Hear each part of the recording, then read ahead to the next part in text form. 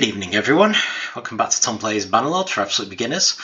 We've just accidentally had a time skip because I did an entire hour recording and the recording died, and then I cleverly managed to save it over the existing position. So I can't get back to where I was, so I'm going to have to, for once, accept that there's a bit that isn't on record. So basically what I did was, we were up there in Revel. I've moved everyone pretty much to their appropriate locations, picked up some Gazette mounted archers. We've now got a full number of troops, although I am training 20 troops for someone, so we're not quite at a full number. Egan's in Varcheg like he should be. Ergion is governing Mazadan Castle. He has married Viria, who is Imperial. Lyfris is still married, and Ylen came of age. She's our actual daughter. So she's currently in the party. She is set up to be an archer on foot, so I'm going to have her commanding our on foot archers, and I just wanted to go and get her some better equipment if we have any. Beyond that, I'm just on training.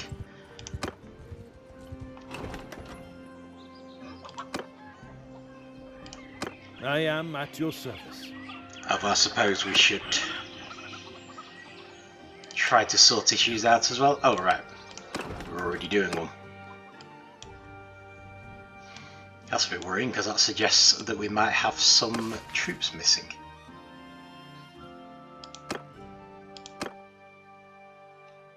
Oh dear. Okay, we might have some people deserting soon then. Right, so we better try and do some training pretty darn quickly, because I've gone 6 troops over, it looks like. Not that it's that big a deal. Okay.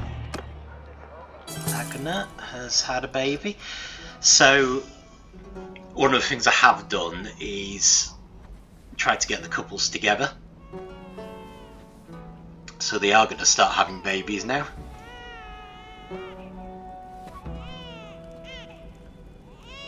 And the family tree is going to get unbelievably complicated. A lot of the time I do end up trying to keep track of the family using pen and paper or a notepad or something, but on this occasion I'm not expecting this game to go on that much longer, so I'm not going to worry about it.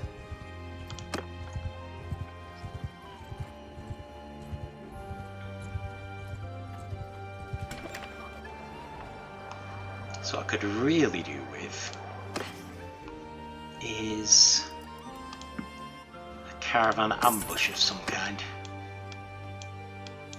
And failing that, I think we left a lot of stuff in Varcheg stashed away, so that would be a good place to go to get Ylen properly equipped. Yeah, I'm usually quite careful not to lose recordings, sorry about that. On the plus side, it wasn't the most interesting one, it was mostly recovery. So it does at least allow us to move forward.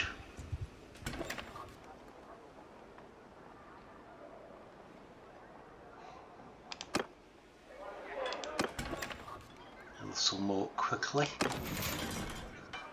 Right. Let's open this stash and see if there is anything better for Ylen. Right, so a one-handed sword is already pretty good, but she could definitely use a better shield.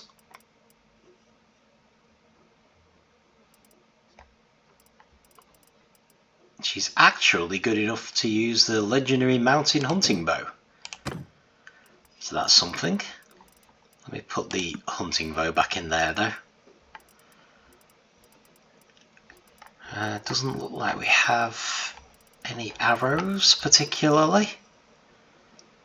Okay, scaled boots are better than what she has. She would probably like a bowman's flag.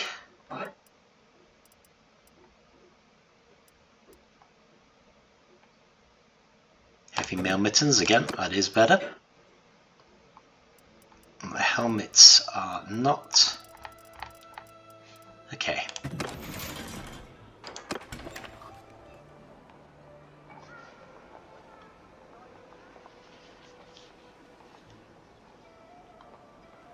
So I think that's all the stuff she can usefully use from there.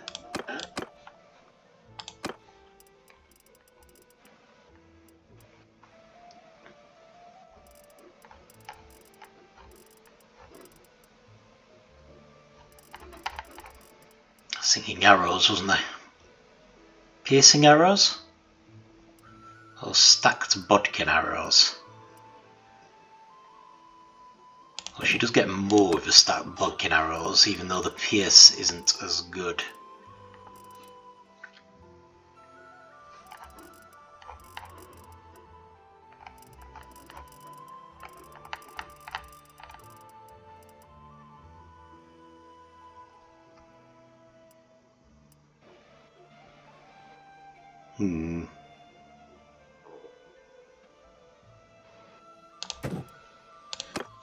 Thinking that's probably a better option.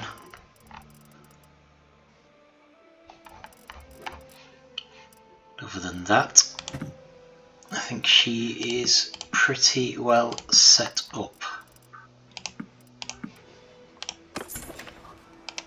So all I need now is some actual combat. If anyone's... oh, actually, let's try and focus on our own issues. If anyone has an issue with deserters, perfect. That is exactly what I wanted, thank you very much. So as we end up getting effectively drowning in family members,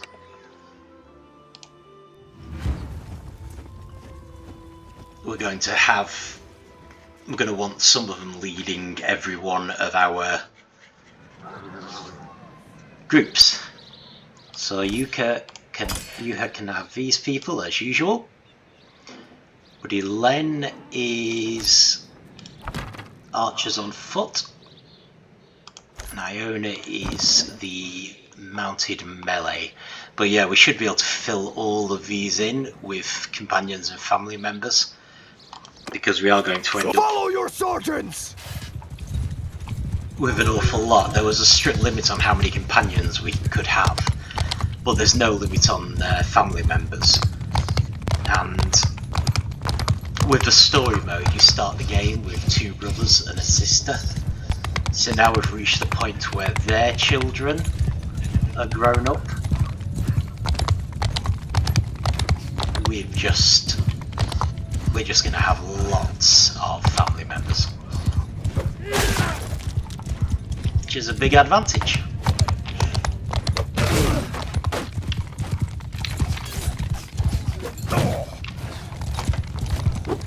There's me showing how not to do it. Never mind. Really want to train other troops anyway.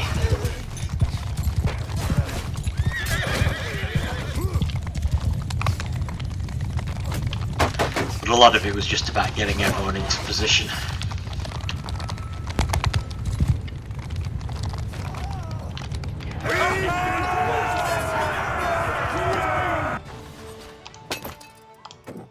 I also want to definitely get these borrowed troops trained and sent back.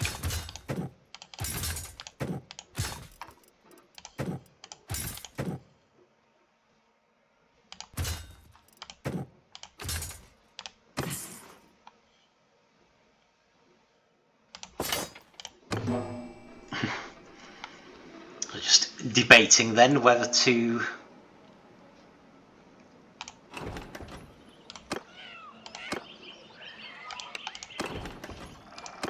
use the money to give them training, but on the whole, we could probably use the money. Yeah, sure. Art of a trade for fur, I'm game. Any chance your fur's really cheap? It really isn't. I really hope we didn't pay that much for it with the art of the trade.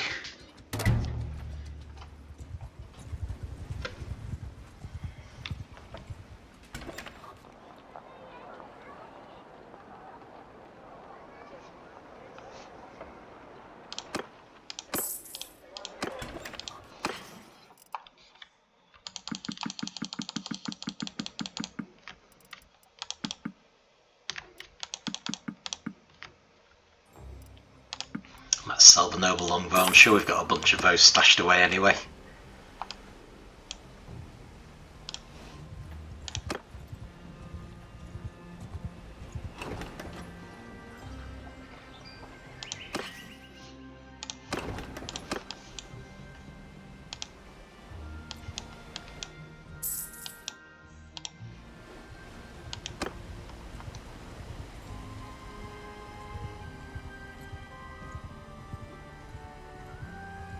So the other thing that's happened during the accidental time skip is that our 4 parties have of course all been training, and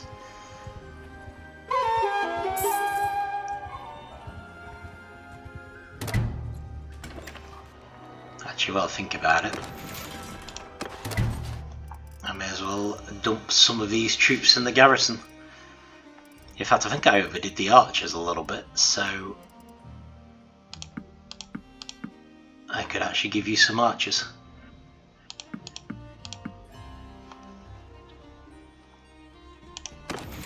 There you go. Does that leave us? Still slightly more than 50. I got slightly more than 20 mounted archers as well. Basically because I don't think we're going to be able to replace those when we lose them. So it just seemed sensible.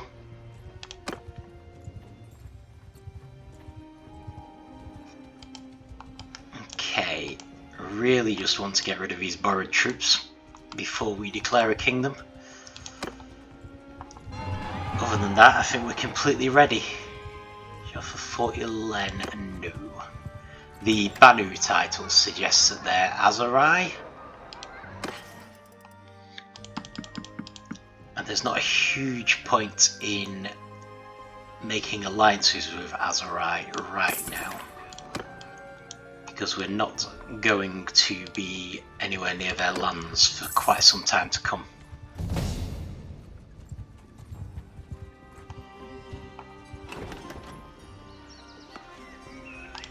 Grief, what is it? These people's daughters. Okay, who's our best shot? Looks like Litka with her scouting.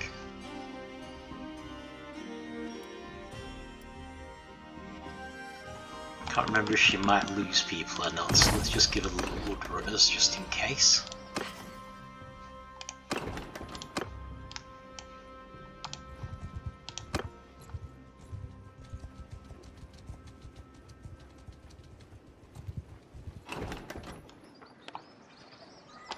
So she might desert us. Perfect.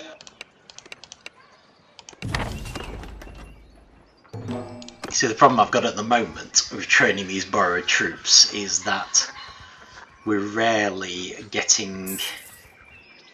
We're so big now, we're not able to catch any of the bandits. So this is actually perfect.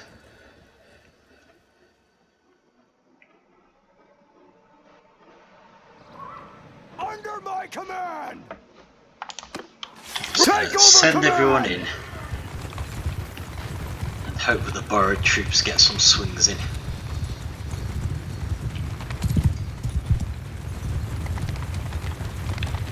And that our other troops get some experience.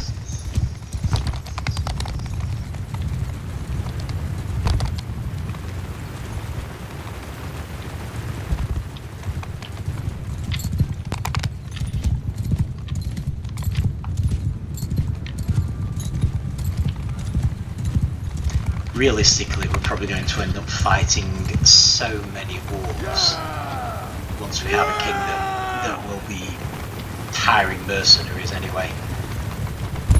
I'd just quite like to get off to a good start.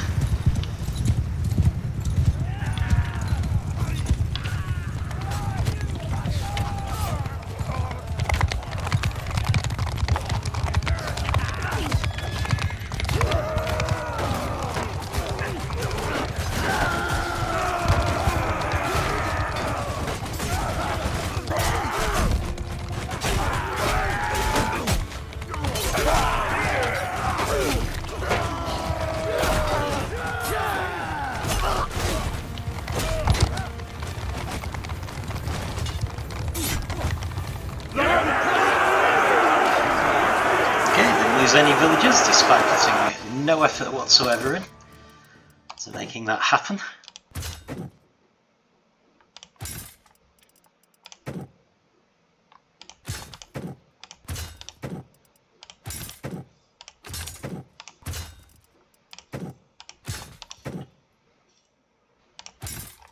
It doesn't look like the borrowed troops got any training in though.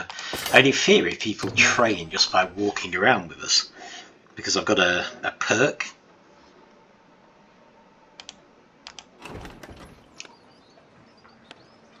So we'll certainly get them eventually.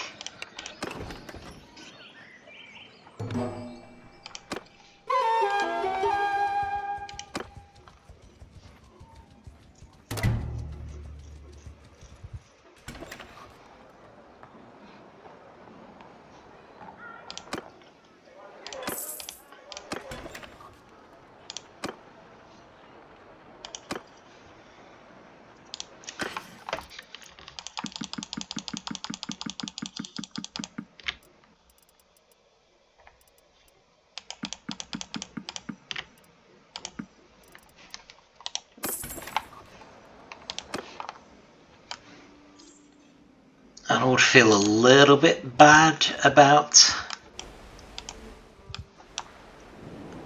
going into a bunch of massive kingdom wars with someone's borrowed villages. Doesn't really seem like what they signed up for.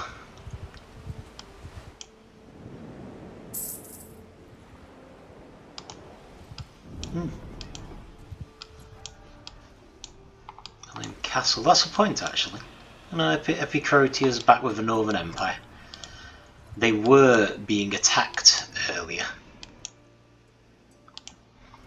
So I was vaguely hopeful that we might actually get an opportunity for a rebellion.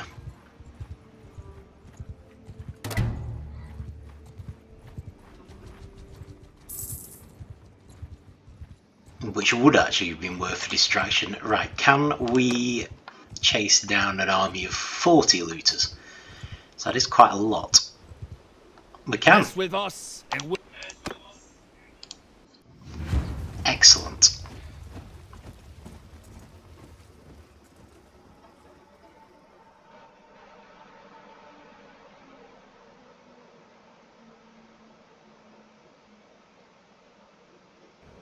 under my command.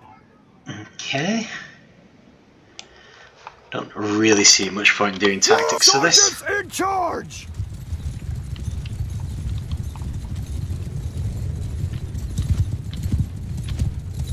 The power is so overwhelming. I'm just hoping that the borrowed troops get some experience and we can send them back.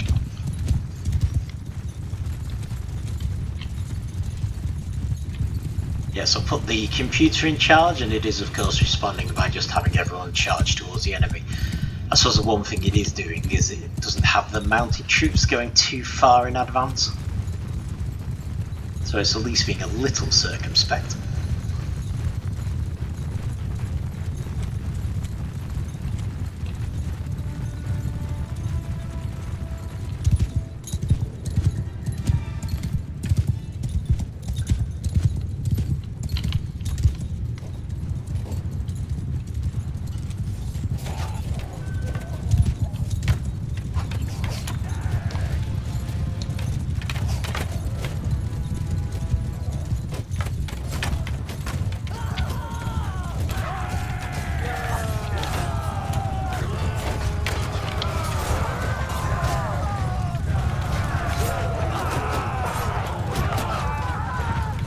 see some of the borrowed troops getting some attacks in at least.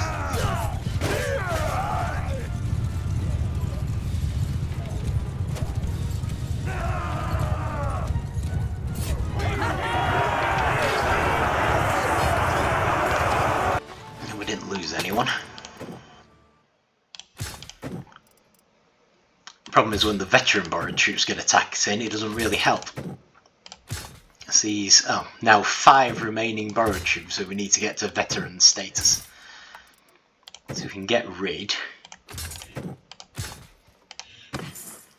and build up our real army instead. I suppose I could speed it up by discarding things.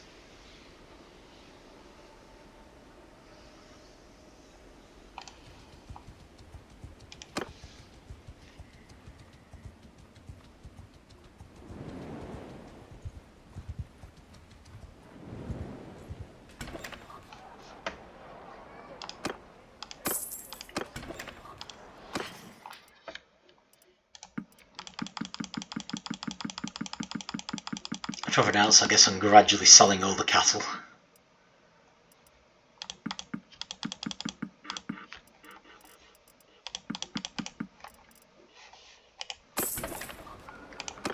And excess horses. Caravan ambush would be good actually. Right, okay. We are getting a little low on fish.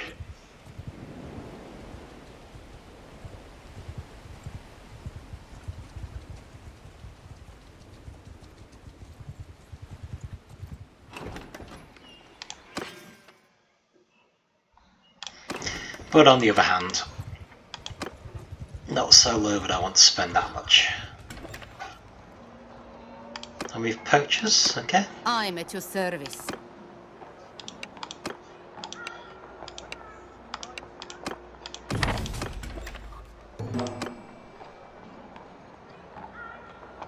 See, on to festivals and games, right, well you may as well.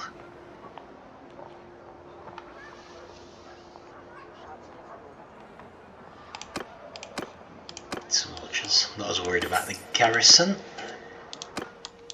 because he'll be looking after that himself at some point, hopefully pretty soon.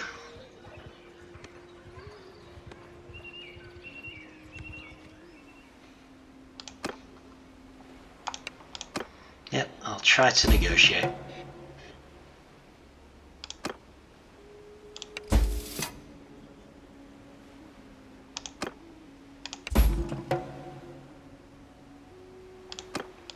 Try not to be too disappointed that we succeeded. It's fine.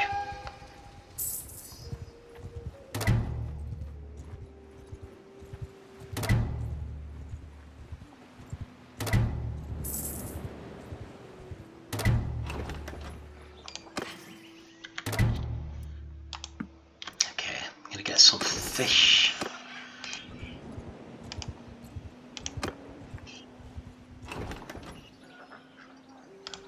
So we trade for cattle. It's been a while. That's okay.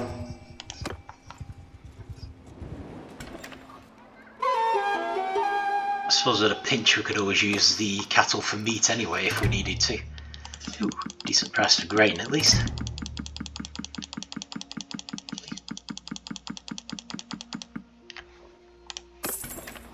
Other than that, the main thing we still have is fur.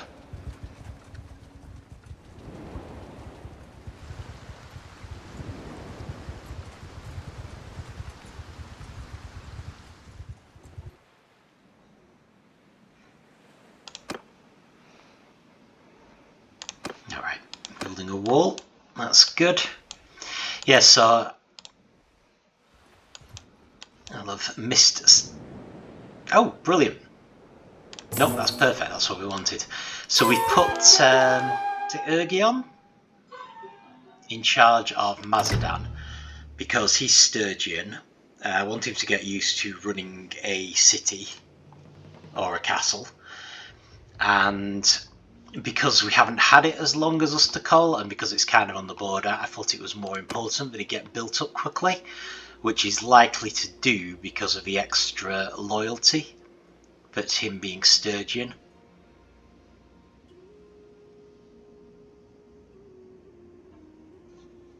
Adds on to things. Right, so I'm actually going to boost his workshops thing because I do want him to get a move on. But right, so we've got rid of our borrowed troops, which is brilliant. So we can get some permanent troops to replace them.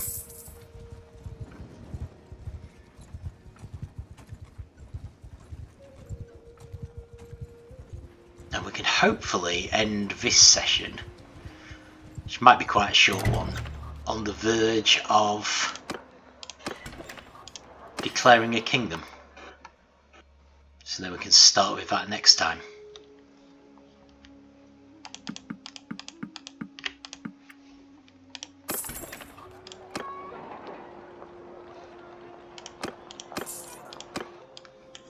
So I think we should have room for 20 people, so I'm guessing, yeah, we've got a mission going.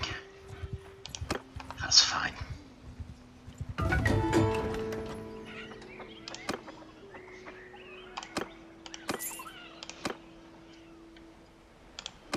Mariwyn is 11. She's probably going to be involved in the whole marriage thing. So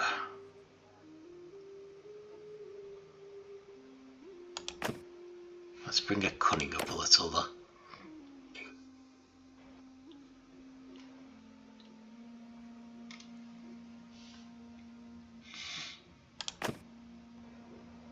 Ah, she could do trade and smithing. Cool.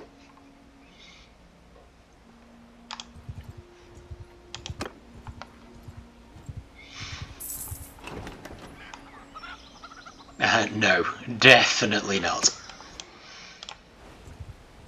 No, not training any more troops, thank you.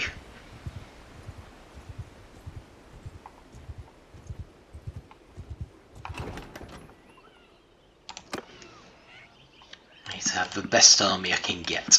But I feel like we've... Well, I didn't want to go too much into archery, so we've got enough archers.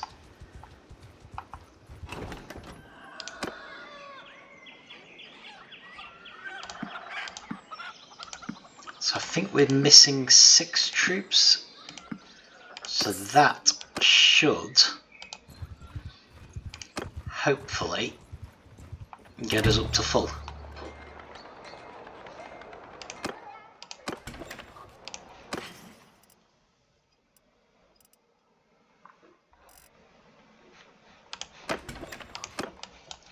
And I think the plan is to make Dunglanis the capital.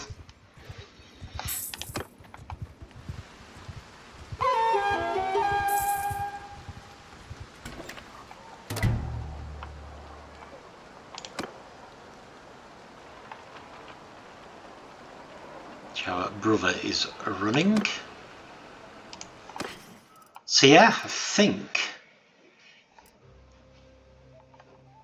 we're just about ready.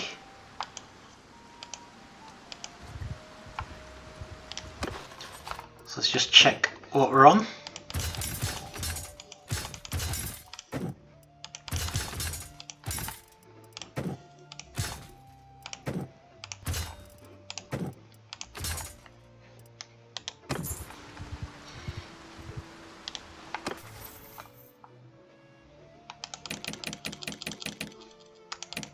I'm just thinking there shouldn't be too many level gains because we haven't been doing that much. Okay, more party limit for Calata, that's good. And also, yep, she needs more cunning because she's not at 7. And actually, she probably could do with the focus point in scouting as well. Okay, Icadria. So what's Icadria doing? It looks like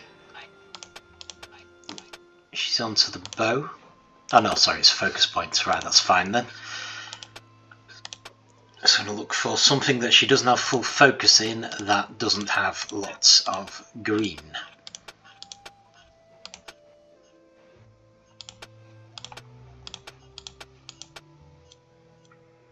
And there is nothing. Okay, well, we'll do leadership. So that's very important.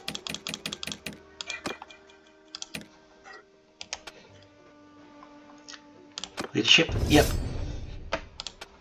And polearm, Litka, I think she's riding. So I guess cavalry.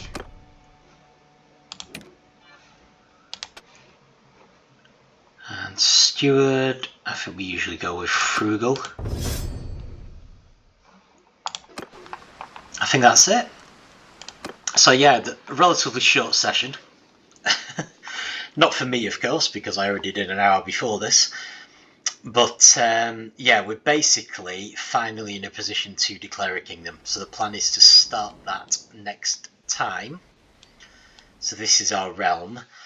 It's going to be a bit of a race, basically. We declare a kingdom in Dunglanis, and then because the kingdom's power comes from its nobles, we're going to instantly head to Aster and Drumore and make our 2 Britannian companions into nobles. Then we'll probably do the Sturgeons, and then if we haven't been attacked yet, we'll do the Imperials in Rotai and Resos Castle. So that'll give us room for a lot more companions, should we want them. And it will mean that we'll have 6 nobles, 2 of each of the types of lands that we currently have. We could probably do some Blandian companions if possible, but honestly we'll probably be forced to hand over fiefs to our nobles for a while anyway. So my assumption is that we won't be taking many Vlandian lands. We'll just be making peace. Might go for the Empire as well, but we may end up taking Britannian lands and Sturgian lands, so they at least can go to those 2 types of nobles, which is why I want them to be nobility as soon as possible. Ideally is the plan. I don't know how successfully they'll be able to build the clans, because some of our original companions are getting older. But that's broadly what I'm planning. So yeah, so in terms of what we actually did, I mean, there was an awful lot of recovery that got lost in the time skip. But other than that, we've mostly just been training. We still could do with doing more training, but it's quite difficult to do because our army's so big. So I think we might just accept that we're going to have to declare a kingdom with what we have. We've got a ton of money, way more than I thought we actually needed. So it'll be interesting to see how that's affected once we have nobles. And I'm expecting to need to use it, like to start with, we're probably going to be paying off the Vlandians, the Western Empire and the Northern Empire. Everyone else we can probably have a fight or ignore because they're far enough away that they hopefully won't bother us too much. So it won't matter so much if we're at war with them. And ideally, hopefully, once we have our 6 nobles, they will start increasing their own power. So we'll get to the point where eventually we can even fight off the bigger kingdoms. Bearing in mind we managed to fight off the Vlandians to some extent, even without a kingdom. So I may be being overcautious, feeling like I need to pay them off. But that was when they were fighting a bunch of other kingdoms as well. We might find ourselves being attacked and we're the only people they're fighting. So we'll just have to play it by ear. But yeah. So yeah, relatively short session in viewing mode, but we are finally ready to declare a kingdom. So we're going to do that next time. Thank you for watching, and I will see you then.